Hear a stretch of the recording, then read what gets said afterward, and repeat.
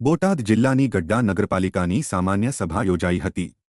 આ સામાન્ય સભામાં વર્ષ 2025-26નું 13.28 કરોડનું પુરાંતવાળું અને 47.65 કરોડનું બજેટ સર્વાનુમતે મંજૂર કરવામાં આવ્યું હતું। ગઢડા નગરપાલિકાના રજૂ થયેલા બજેટને લઈને વાત કરીએ તો વર્ષ 2025 અને 26માં આવક 31.94 કરોડ, ખર્ચ 34.37 કરોડ અને બંધ 13.28 કરોડ સાથે મંજૂર કરાયું છે।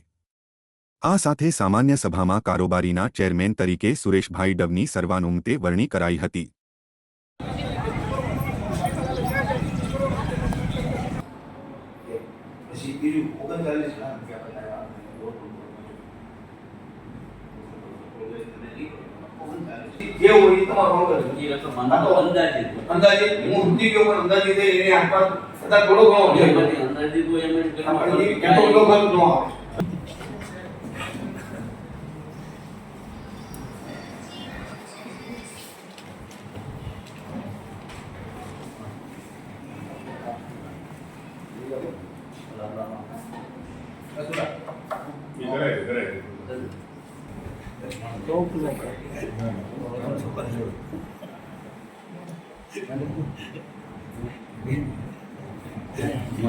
મારો પરિચય, મારું નામ હિતેશ કુમાર રવજીભાઈ પટેલ, પ્રમુખ શ્રી ગઢડા નગરપાલિકા।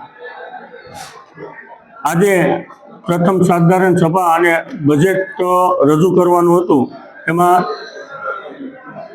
2025-26ની અંદાજિત આવક 31 કરોડ 94 લાખ રૂપિયા અને ખર્ચ 34 કરોડ 37 લાખ રૂપિયાનો છે અને બંધ શિલક એટલે કે પુરાંત 13 કરોડ 28 લાખ રૂપિયાની છે અને સર્વાનુમતે આ બજેટ મંજૂર કરવામાં આવેલ છે।